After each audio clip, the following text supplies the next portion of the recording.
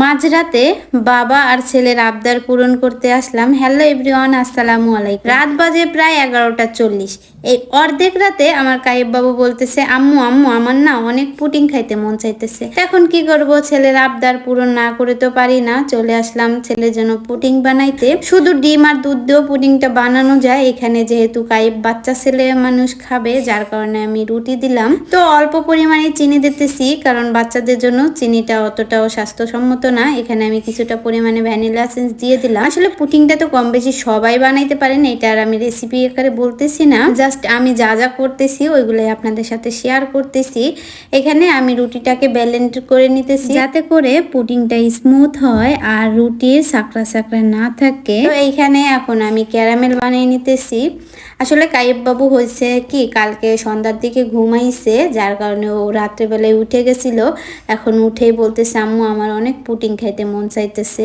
তো কি করব, এই তো বানাতেই চলে আসলাম পুডিংটা। আর পুডিংটা এর আগে আমি আরেকবার বানাইছিলাম, এই যে দ্বিতীয়বার। তো আমার পুডিংটা বানানো কেমন হয় বা হয়েছে অবশ্যই কমেন্ট করে দিয়েন। ক্যারামেলটা আমি বাটিতে সেট করে নিলাম।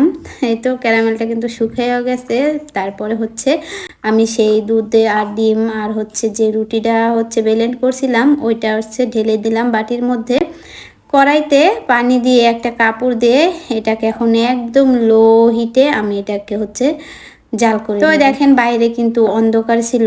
আবার অনেকেই মনে করতে পারেন যে দিনের বেলা বানিয়ে রাত্রে হচ্ছে নাম বলতেছে, আসলে ওরকম না। তো ভাবলাম যেহেতু কাইব আজকে সন্ধ্যার দিকে তাড়াতাড়ি ঘুমাইছে, আবার উঠেও গেছে, তা আজকে মনে অনেক রাত পর্যন্ত জেগে থাকবে, যার কারণে নিজেরও একটু স্কিন চর্চা করে নিলাম। আর মেয়েদের কিন্তু নিজেদের একটু সময় দেওয়া উচিত, কাজের ফাঁকে ফাঁকে নিজেকে একটু সুন্দর রাখা, এটা প্রত্যেকটা মেয়েরই দায়িত্ব বা কর্তব্যের ভিতরে পড়ে আমি মনে করি। এখন এটা শুকিয়ে যাবে আমি কাজ করতে করতে। আর এই ফেস প্যাকটা কিন্তু খুব উপকারী একটি ফেস প্যাক, আমি প্রতিদিন ইউজ না করলেও একদিন পর পর ইউজ করি, খুব উপকার পাইছি। তো চলেন দেখে আসি আমার পুডিংয়ের কি অবস্থা।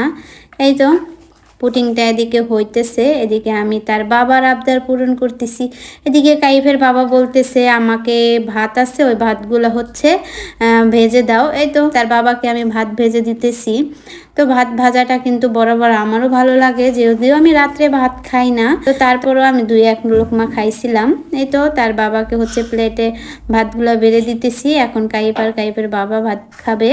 আর পুডিং হইলে পরে ফ্রিজে আবার রাখা লাগবে, যেহেতু আধা ঘন্টার মতো, যার কারণে কাইফকে অল্প কয়টা ভাত খাওয়াই দিলাম। তো তারপরে এই তো আমার পুডিংটা কিন্তু তৈরি হয়ে গেছে। এখন এটাকে আমি নামিয়ে নিতেছি। নামানোর পরে এটাকে সেট করতে দেওয়া লাগবে ফ্রিজে। নর্মালি আমি আধা ঘন্টা বা 1 ঘন্টার মতো রেখে দিয়েছিলাম। তো রেখে দেওয়ার পরে আমি কিন্তু এখন চলে আসলাম মুখটা ধুয়ে ফ্রেশ হয়ে। এই তো দেখেন বললাম যেহেতু অনেক রাত হয়ে যাবে আজকে ঘুমাতে ঘুমাতে, তাই একটু রূপচর্চা করেছিলাম। তাই দেখেন আমার পুডিংটা কিন্তু সেট হয়ে গেছে খুব ভালো করে। এখন এটাকে আমি কেটে নিতেছি। আর মাশাআল্লাহ এটা কিন্তু খেতে যতটা মজার হয়েছে, দেখতেও কিন্তু ততটাই লোভনীয় হয়েছে। আর পুডিং কিন্তু বাচ্চাদের স্বাস্থ্যের জন্য খুবই ভালো আর খুবই স্বাস্থ্যসম্মত। বাড়িতে থাকতে ওর দাদি ওকে বানাই খাওয়াতো, তো এখানে আইসা আমি ওকে বানাই খাওয়াইতেছি। আর দেখছেন আমি পুডিংটা আপনাদের কেটে দেখালাম, আসলে খেতেও কিন্তু খুব মজার হয়েছে আর খুব শক্তও হয়েছে। আর শুধু ডিম আর দুধ দিয়ে বানালে একদমই নরম হয়ে যায়। অনেকেই ডিমের গন্ধের কারণে পুডিং খেতে পারেন না, তো অল্প পরিমাণ ভ্যানিলা এসেন্স দিলে আর বাজে স্মেলটা আসে না। তো দেখা হবে নেক্সট ভিডিওতে। Thanks for watching. আল্লাহ হাফেজ।